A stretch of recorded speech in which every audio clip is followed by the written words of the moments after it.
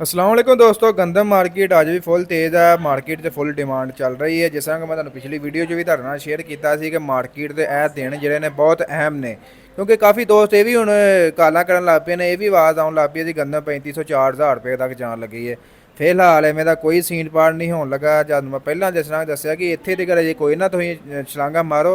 फिलहाल जी है गंदम है बहुत अच्छा रेट है। जो सूरत हाल चलन डी सी गंदम की, जो पहला चलन डी उस हिसाब नाल मुआवजना करिए तो गंदम का रेट बहुत अच्छा चल रहा है। इनू असीं फुल तेज़ी ही कवांगे, क्योंकि जो सूरत हाल जो गंदम ना पिछले साल भी होया वा, जो इस साल हो रहा है, तो फिलहाल जी 3500-4000 वाली आवाज़ है बिल्कुल बेफजूल है। ये कन्न ना धरो। इत्थे तक गंदम नहीं पहुँचन लगी, तो ना ही घूमत पहुँचन देगी इत्थे तक गंदम। तो फिलहाल जी गंदम चल रही है, जिस तरह कि तुहानू पता है, हुण तो तकरीबन कह लो कि 90% 80% कह सकते हो कि जिमीदार के हथों गंदम निकल गई है। गंदम तुर गई है भाई, मार्केट के चली गई है, आड़तियों के हथ चली गई है, कमीशन शॉप के हथों चली गई है।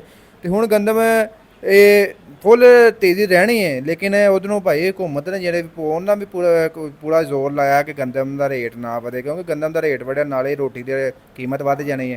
तो ये सूरत हाल गंदम जी फिलहाल चल रही है भजन 2350 रुपये तो लैके 2450 रुपये तक है एवरेज रेट, जबकि बाद इलाकों के 2500 रुपये तक भी क्रॉस कर गई है। अं लाहौर की गल कर लें 2650 रुपये फी मन 40 किलोग्राम के हिसाब नाल लाहौर मार्केट जी गंदम सेल हो रही है, लाहौरियां सेल हो रही है।